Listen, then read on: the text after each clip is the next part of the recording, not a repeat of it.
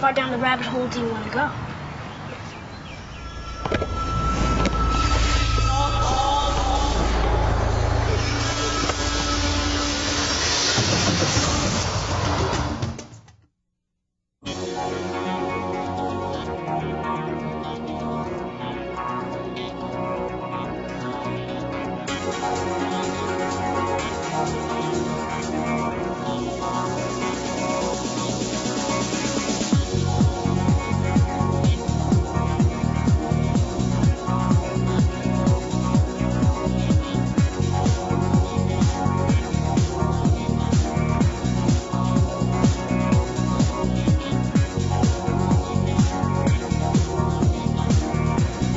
Good evening and welcome to Quantum Factor, the show that explores the nature of reality and the mysteries of the mind. I'm your host, Alison Hill. Tonight's special guest sparked a revolution of thought with the hit movie What the Bleep Do We Know, bringing quantum physics and other new and exciting concepts into our everyday lives.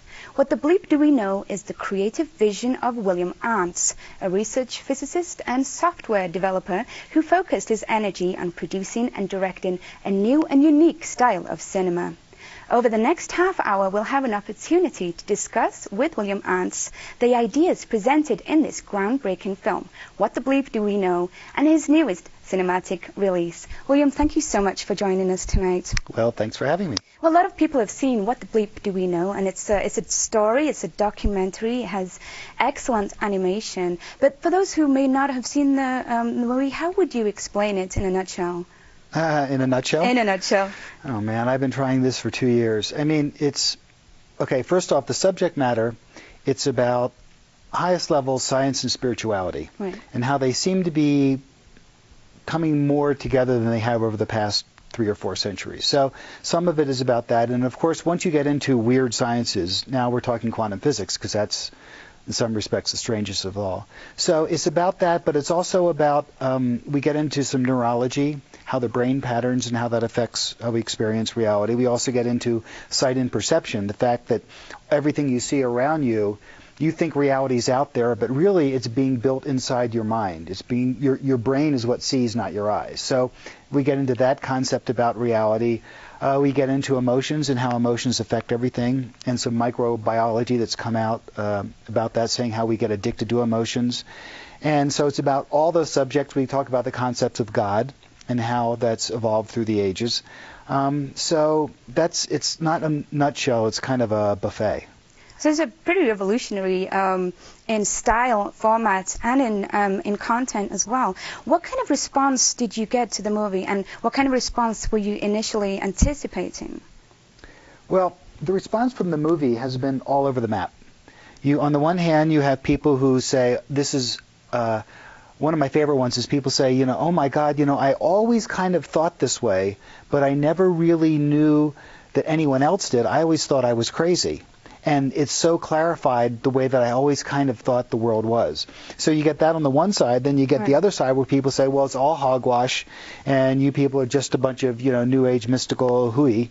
And we sort of have everything in between. But I think it's brought up a lot of people, a lot of like-minded people out of the closet, if you like, or out of the woodwork. Because you go to parties now, and quantum physics is a topic of conversation, whereas possibly before the movie it may not have been. I think people are more comfortable now, maybe talking about these things. Well, or would that be fair? Yeah, people always say, why did you make the movie? And there's like 10 reasons. One of the reasons was that in this culture, in our society, if you have, let's say, more mystical or more spiritual views about this, you're often treated as a wacko. If you meditate, like 10 years ago, if you told people that you meditate, they thought you were a wacko, and you put a turban around your head and you were strange, and so you couldn't talk about that at work because you'd be ostracized, very much.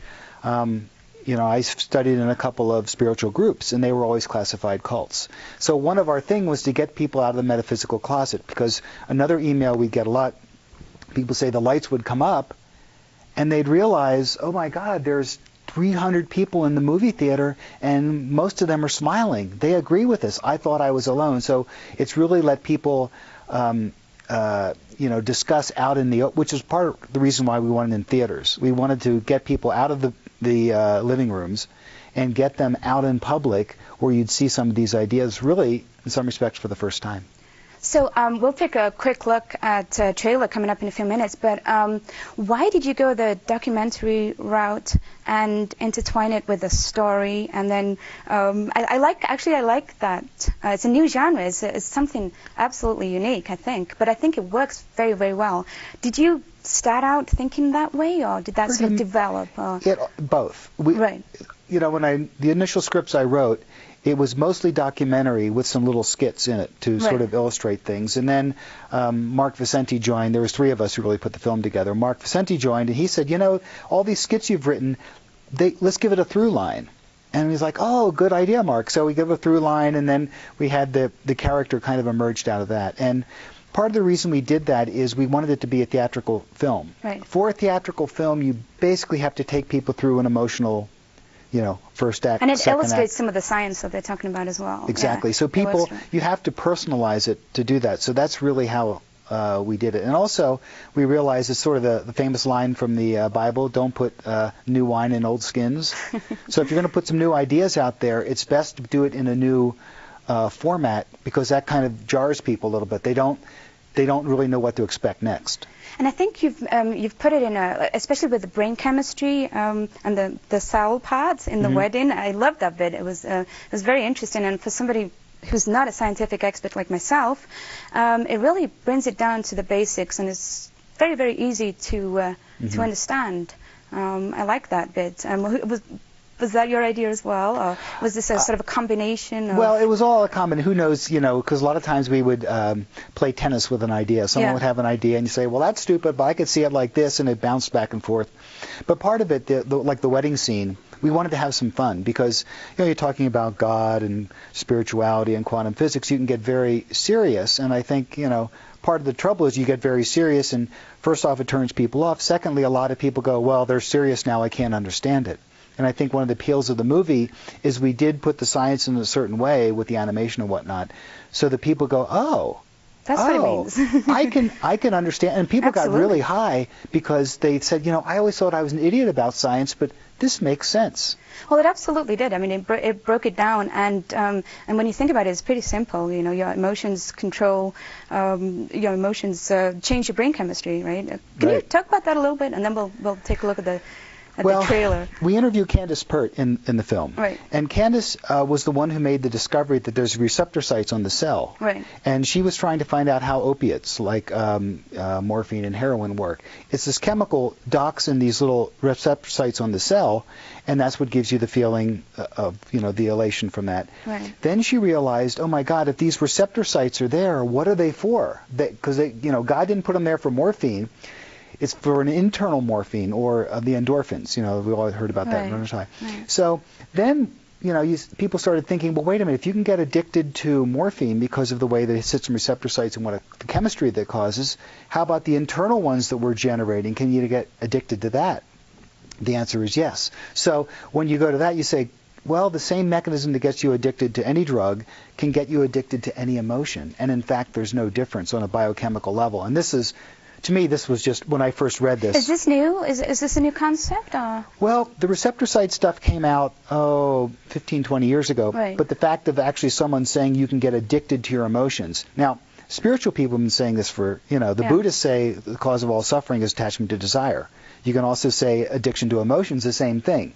So this is one of these places where the spiritual world and the scientific world are starting to go a bit like this. Yeah, I think that's the beauty of the movie. I think that's what the movie did. It sort of integrated science and spirituality. Well, it took a first step. Yeah. There's a lot of integration that needs to be done. Right. Yeah. Right. Well, let's take a quick look. This is the trailer for the original What the Bleep Do We Know? Let's take a look.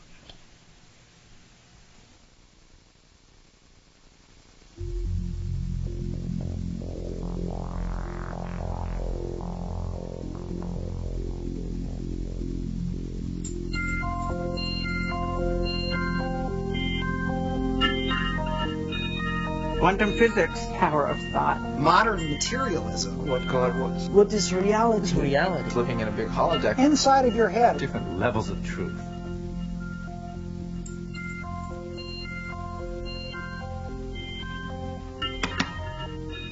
You okay? I heard you scream earlier. Was it another dream?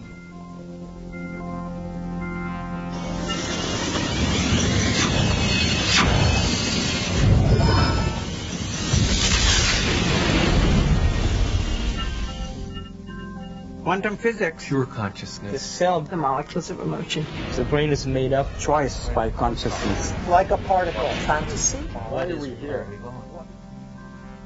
Makes you wonder, doesn't it?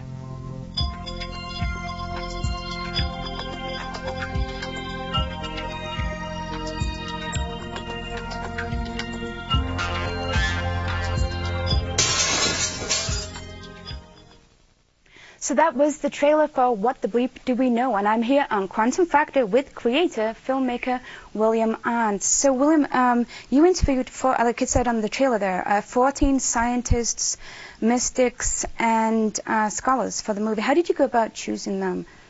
Well, it was a combo. Some of the scientists were people that Mark and I had read books about over the years and liked. Some were people that we had, Candace Burt, I saw at a lecture. Right. Ramtha, who's one of the interesting people in that, Mark and Betsy and I were students at Ramtha's school. Right. So, and Ramtha's the teacher there. So we approached Ramtha about being in the film, said yes. And that's how we got them. So it was really a combination of things. Some people, David Albert I found by just surfing the internet because I wanted someone talking about time and quantum physics, and he had written a book on it. So right. we contacted him, and so it was a combo play. I see people like Fred Alan Wolf. I love him because he says quantum physics is the physics of possibility. I mean, that opens many doors to a lot of people and gives. I think what the movie did for a lot of people was empower them.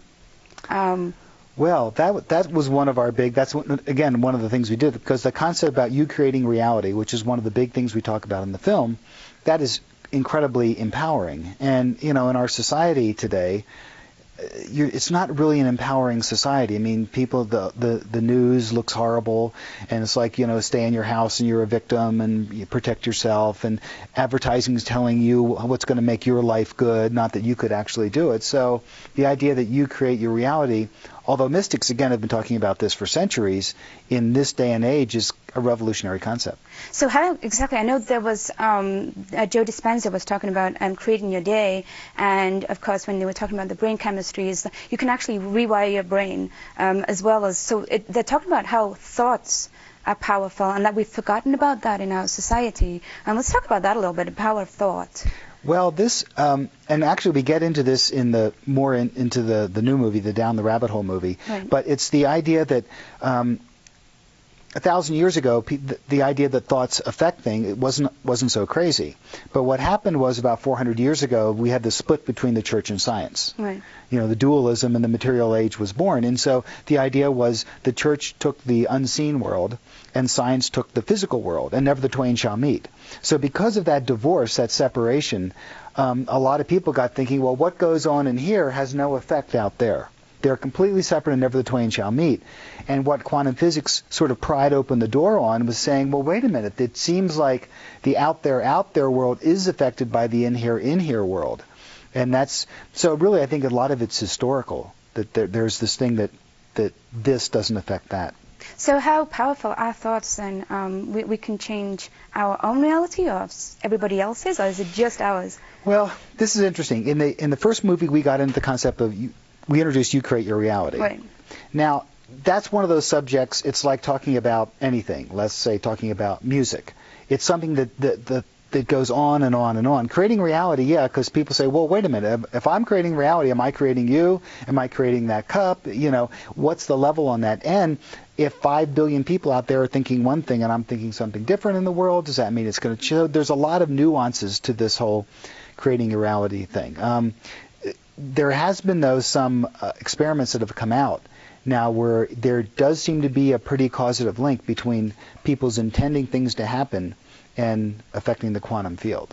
And it's a bit more powerful because a lot of people have used the power of positive thinking and concepts like that. But I think what you're talking about in the movie is a little bit more intense than that. You have to really, really focus on what you want. Because people might say, oh, well, I created my day today and I said it was going to be wonderful and it wasn't, so it doesn't work. Mm-hmm. What would you say to somebody like that? Well, first off, it's what is wonderful. Okay, so you could say, let's say, I read this book where this guy was saying that he was going to do something and something quote unquote bad happened. And it's like, oh, it was horrible. And then he found out if he would have done the thing that was good, something worse would have happened. Right. So half the time when something bad happens, and sometimes something bad is actually the best thing for you. It's one of those things, you have something horrible happen in your life, and 3 years later you go, oh my God, that was the best thing. So it really, when you say, also the idea of you creating your reality, which you? Are you talking about the physical body you? Are you talking about the personality? Are you talking about the spirit or the soul? So see what I mean? There's a lot of nuances to the create your day, but the thing about power, people say the power of positive thought. What I often think of, it's not the power of positive thought, it's just the power of thought. So that's what we talk about the movie. If you have a lot of bad things happening to you, one thing that I do is when that happens, you say there must be some emotion, because you're addicted to emotion, There must be some emotional payoff. So if bad things are happening, maybe it's because you want people coming up and going, oh, Allison, that's too bad. Oh, you should have done. And you start enjoying the attention or the physical rush. Yeah, some people chemical rush. Right. Of people like, oh, da da da, and you get to feel like a victim. So the victimization. Right. And it can apply to all kinds of feelings and emotions, right? Right. And so when when you create in your day, do you create your day, by the way? Well, I'm kind of bad about that. When I get up in the morning, part of the idea of creating your day, and the create the day thing was something that Joe got because he was going to the Ramtha school too. Okay. And that's something that's taught there.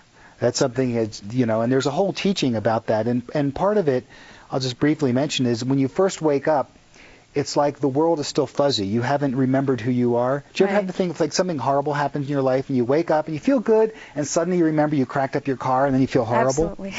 It's because what happens at that moment is you reboot your personality. You bring it all back in. If you can lay in a new dream before you do that, then that's a really powerful moment. So what I do, I don't necessarily create my day, but I create the future. I think sometimes I think about, like now I'm working on the new release for the film, so I'll wake up and I'll just see it playing in movie theaters and that kind of stuff. So I don't create the day. I create something in the future. I just don't limit it to it. So you visualize it. Or think about it, or sometimes I just sort of hang out in the feeling of that being reality. Right. Well, the nature of reality is a big thing that throughout the movie. It's the thread of the movie, like you said earlier. But towards the end, I think what is really interesting when they're talking about the concept of God. Mm-hmm. Now, obviously, that's and also who is God, who are we, and where do we all fit in this great world? Mm-hmm. What I liked. Specifically about that was basically all the interviewees talked about it, and they all were not sure who God was, mm-hmm. and some even said, like Ramtha said, "You're all God." Mm-hmm. Let's talk about the concept of God a little bit, and what did Ramtha mean by that? Maybe we should preface who Ramtha is, maybe first of all. Well, Ramtha's in the film, and Ramtha is a channeled being. And the person you see in the film is J.Z. Knight, and J.Z. Knight channels Ramtha. And what channeling, the way that she does it, is she and Ramtha have some sort of agreement. Ramtha's a non-physical being, and she, I wouldn't say goes into a trance, but she just quiets down, and then she has experience of being yanked out of her body. She sees the tunnel of light, and she goes down that people talk about when they have near-death experiences. She's there for about a second. She starts feeling heavy, and back in the body. Meanwhile, back in the body, Ramtha's been talking for 8-10 hours and teaching and doing the thing. Right. Jay-Z has no memory of what has gone on. So that's what channeling is. Have you met Ramtha? Oh yeah. Well, I was the one. Obviously, yeah. I was the one interviewing Ramtha. So when he's like leaning in, talking about being addicted to emotions, that was me he was talking to. Oh right. Yeah, that was quite something. So you got a personal glass? Oh yeah, that was quite the experience. And part of the reason, aside from Ramtha being a teacher and the things says is amazing, right. Part of the reason it's interesting to have in the film is one of the things we say in the film is that there's a reality beyond the physical reality. Yeah. So instead of just talking theoretically, now we have in this a being that doesn't have a physical body. And exists outside of the physical realm, and it's kind of like introducing that into the film itself. How have people reacted to that? Well, it's interesting. It's a love or hate. Yeah. People usually we get emails where people will say, "Oh my God, that's just amazing." You know, this who was the woman scientist? You know, in the red thing. We're like, well, a long story on that. Or some other people say, "Oh my God, that person just creeped me out." And it's usually one or the other. And sometimes you get the disbelievers. So. well, then sometimes you get people who first really liked it, then you say it was a channeled being, and then they flip totally and then hate it, which of course then shows you something about how your thoughts change your perceptions. But you know, it's usually one or the other. Right. And then when he said you are gods, or whatever he says, or you're gods in the making, what do you mean by that? What does that mean for us? Well, how does that change us? Well, think about, I mean, a lot of the picture, that's not such an odd concept if you're a Hindu. Right. But in the Western world, particularly the Christian world, that whole idea you're born sinners. You know, you're born disgusting sinner, you know, the whatever, you know, God's mistake, basically. And then, you know, maybe if you're good enough, you won't fry forever. I mean, that's a very disempowering concept. And what Arntz says, and you know many other beings have said, is like, no, everyone's God. Everyone is God. In fact, everything is God. And so to say that you're separate from it, to say that God's out there judging, is wrong. But when you think about it, if you treated everyone like they were God, if everyone treated everyone like they were God, just think how the planet would change. I mean, that alone, not to mention the fact that it's probably true. Plus, people would not give their power away to some other someone or some being that you can't even see. Right. That gives people a lot of, I don't know, hope, right? Or give your power away to, you know, the church, religion, yeah. or to, you know, or to whatever, you know, any organization. I mean, you see it. It's not just religion that does this. Political systems do it, you know, et cetera, where you give, you know, they're always trying to give your power away so they can stay in the driver's seat. Now, I know you've had some good, you know, you have some good feedback from the movie. What about criticism? Let's talk about that. How have the scientists responded to the movie? Oh boy. Oh boy. Well, it's one thing about this film. It's one thing or the other. We've had certain physicists, you know, heavy-duty quantum physics, saying, "Wow, this is really interesting." I had one friend said that they were at a cocktail party after the movie came out, and there was two PhD physicists, and they thought they were going to get into a fist fight. They were so, you know, argumentative about that. And an interesting thing, people think, who aren't in science, they think that science is like, well, everyone agrees. This is the way it is, right. And, you know, you drop the cup, it will fall, everyone Not agrees. Debatable, and yeah. But it turns out, especially in the fringes of science, quantum included, it's incredibly debatable. And we had a conference that we did about a year ago, and we invited most of the people who had been in the film that we interviewed there, and some of them got in a violent disagreement about certain things. And it was interesting because the people out in the audience because they didn't know that the scientists disagreed. And it was interesting for them because then because one of the other messages in the movie is like, you have to decide for yourself. You know, we'll present all this stuff, but don't, because someone has a PhD behind them, that, you know, you still have to decide what's true for you. And that's the power of quantum physics. It's everybody's science, right? It involves you. It's not just the scientist. It involves everybody. The layman like me or anybody else, right? Yeah, I was over in France, and I did an interview with BBC because we were releasing the movie over in England. Right. And they had a couple scientists on, and they had this set up where it was an ambush. And they didn't tell me. Suddenly these PhD comes in, and one scientist was furious. How dare we present quantum physics in such a way? How dare we use the word superposition? And it just kind of cracked me up because it was kind of like another priesthood. They didn't like us using their terms. He said it was irresponsible to present quantum physics. Well, we've got about 3 minutes left. Let's talk about you've got a new version of the movie coming out. What the Bleep Down the Rabbit Hole, am I correct? Yeah, and it's out right now. It's out right now. Yeah. It just opened February 3rd. Right. And it started off as we started calling it the Rabbit Hole version. Right. But it ended up like the movie changing into something completely different. And the dramatic scenes are still sort of there. But we went and re-interviewed everyone. So we have like more than an hour and a half of new interviews. We took all the old interviews out, re-interviewed people, interviewed new people, put all that in, and have 20 minutes of new animation. Did you still include the story? The storyline Yeah, the story's in there. Right. Okay. Although we took some scenes that had been deleted, didn't get in the first one, we put them in, and we rearranged everything. Okay. So it's kind of like this deja vu. And it's similar, but things like the thing about we create our reality, we talk about in more depth. And it's more scientific. We have more the quantum physics, the double-slit experiment is in there, and certain experimental evidence how the mind affects matter we have in there. So it's a much more scientific approach. Right then, and if you want more information about the new movie or the original version, please go to www.whatthebleep.com for more information. And, I think this movie was an inspiration to many people, including myself, and I've watched it many times, and I'm sure I'll watch it again. I think it was very timely. I think people maybe are tired of the mediocre entertainment. I mean, this was a little bit more than entertainment. This was like we were talking about earlier. It empowered people. It's inspirational, and especially we've got the potential. It gives people potential, and it gives people possibilities. When you're talking about quantum physics. It's pretty debatable. It's open, and it's still theory. Am I correct? Well, quantum physics and all science. There's a very famous physicist that said back in the 1900s, physics is dead because we've discovered everything. Right.